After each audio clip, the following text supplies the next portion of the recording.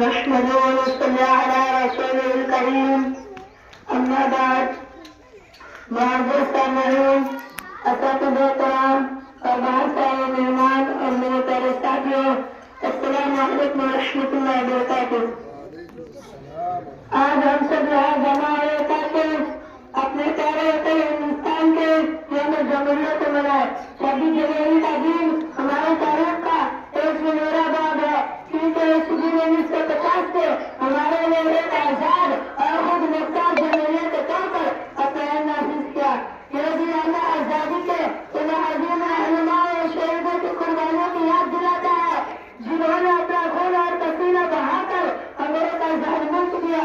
Doctor Bhim Rao Ambedkar, Mahatma Gandhi, Jawahar Lal Nehru اور دیگر علماء نے ایک ایسا علم تشکیل دیا جو تمام شہریوں کو مساوات، انصاف اور آزادی فراہم کرتا ہے۔